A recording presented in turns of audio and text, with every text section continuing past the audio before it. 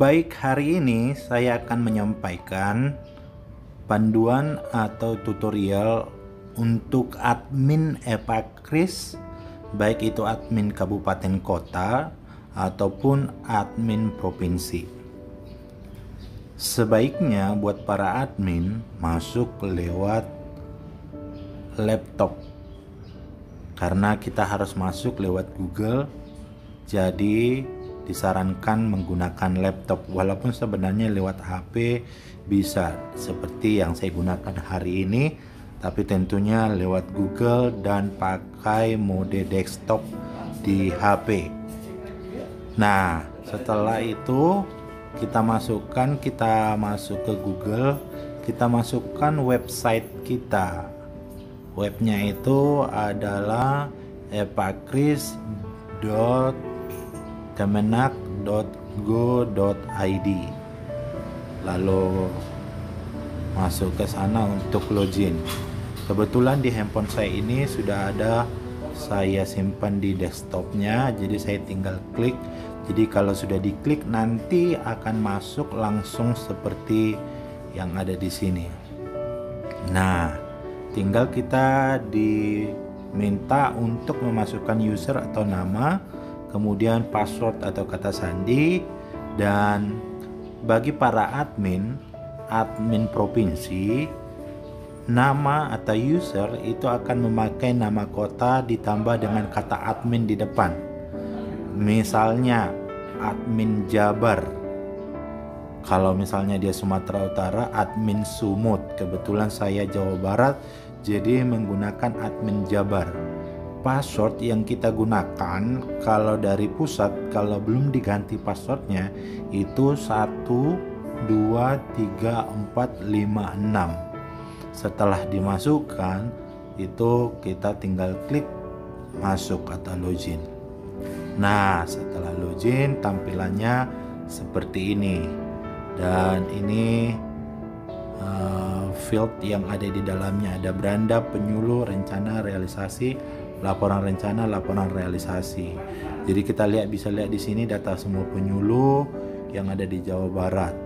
Nah, tapi saya nggak akan perdalam Jawa Barat karena admin kota dan admin kabupaten lebih banyak perannya untuk menyetujui realisasi daripada penyuluh. Nah, saya keluar dulu. Tadi saya akan masuk lewat admin kota. Jadi admin kota itu biasanya hanya menambahkan angka. Jadi kalau misalnya Jawa Barat kita dikasih JB, kalau Sumatera Utara SU, ditambah angkanya lagi. Jadi karena saya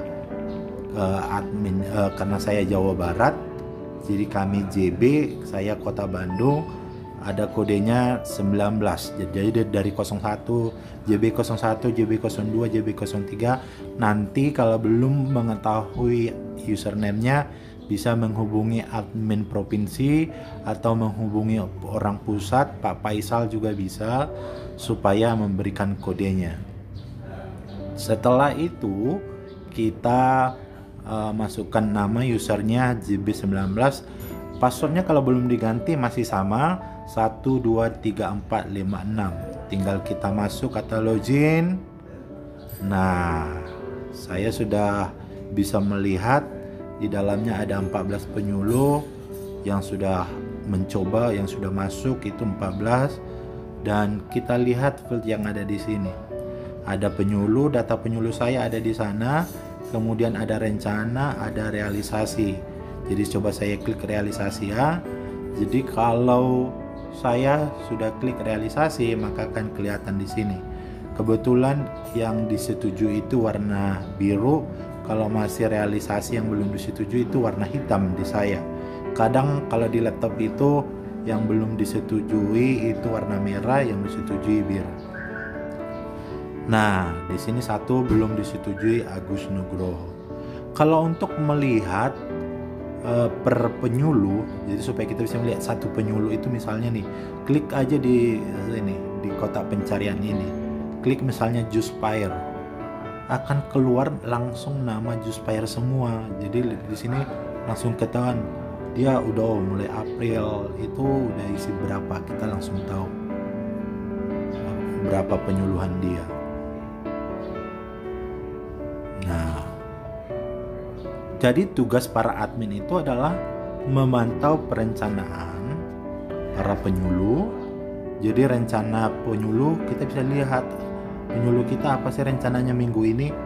Jadi kalau saya setiap awal minggu misalnya hari Senin itu juga saya memantau minggu ini apa aja rencana penyuluhan para penyuluh saya. Nah, kalau misalnya saya lihat ada penyuluh yang belum ada rencananya, tugas saya untuk mengingatkannya baik japri maupun di grup. Setelah itu tugas yang kedua adalah tentunya untuk realisasi. Realisasi ini tugas kita adalah menyetujuinya. Jadi kita lihat di realisasi tadi kan ada satu penyuluh yang belum saya setujui, itu Agus Nugroho melawan korupsi. Nah, tinggal kita klik aksi yang paling kanan ini, tinggal klik di sini. Nah, langsung keluar di sini. Keluar di sini, kita yang perlu kita periksa itu kegiatannya ya. Nah, realisasi jumlah umat 10 orang. Karena kan minimal 10. Kecuali penyuluhan di tempat tertentu seperti rumah sakit, penjara, tempat rehabilitasi narkoba atau orang gila itu bisa kurang dari 10. Nah, informasi kegiatan, kemudian foto kegiatan. Kita lihat foto kegiatan kalau di Cuknisnya itu kan yang pertama absen, kemudian materi, kemudian foto. Foto itu harus nampak penyuluh karena ini kebetulan online, jadi nampak penyuluhnya, kemudian nampak pesertanya. Kalau dia nggak online, selain absen dan materi, itu harus terlihat penyuluhnya di depan, kemudian terlihat pesertanya. Nah, kalau sudah lengkap seperti ini, maka tugas kita menyetujui. Tinggal klik setujui. Setujui. Apakah realisasi ini ingin disetujui? Kalau memang sudah oke, kita tinggal iya. Kalau tidak disetujui ya tinggal klik tidak supaya dia kembali ke penyuluhnya. Apakah realisasi ini ingin disetujui? Iya. Saya klik iya, maka realisasi berhasil disetujui. Kalau kita lihat di sini, nanti akan otomatis berubah. Agus Nugroho sudah berubah menjadi warna biru.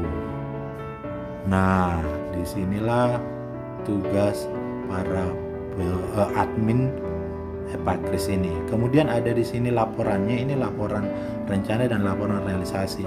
Laporan realisasi ini bisa kita download, kita cetak di sini ada bisa kita klik cetak supaya bisa di-download. Tapi fungsi dari aplikasi Epakris kan mempermudah kita mengurangi print kertas itu gunanya. Jadi ada baiknya memang kalau ada pemeriksaan kita tinggal tunjukkan ya realisasi aja, kita tinggal random mana yang mau dilihat oleh auditor. Tinggal bisa kita lihat di sini. Tapi kalau harus di-download bisa di laporan realisasi. Tapi di laporan realisasi ini pun kalau kita lihat itu, kalau kita cetak misalnya nih, itu akan keluar bulan itu dan hanya seperti ini. Berapa Agus Nugroho itu ada 1, Juli Segulo itu ada 2 yang disetujui gitu. Nah, hanya itu laporannya, bentuk laporannya. Oke, kita juga bisa lihat daftar penyuluh kita. Data penyuluh kita ada di sini. Kalau misalnya mau menambah penyuluh baru, ada pergantian penyuluh, maka kita tinggal lihat di sini download template. Template ini adalah membuat daftar penyuluh baru. Jadi ada template-nya di sini, isi lalu kirim ke pusat. Kirim ke Kanwil juga bisa, supaya orang Kanwil bisa mengirimnya ke pusat supaya datanya langsung diperbaharui. Begitu tutorial singkat dari admin. Kalau mau ganti ubah profil juga bisa di sini. Nah, ubah profil bisa di sini. Mau kita pasang foto kita dan ganti password juga bisa di sini.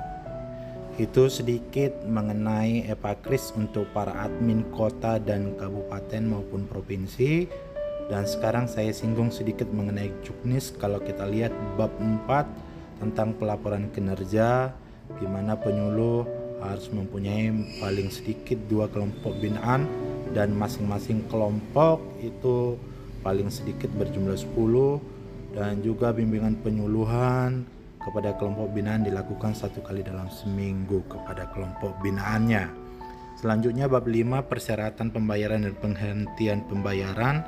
Kita perlu perhatikan di sana untuk para admin, dan ini menjadi panduan kita untuk approve laporannya juga. Bagaimana mereka harus membuat fotonya, kemudian menginput laporannya paling lama setiap tanggal akhir bulan.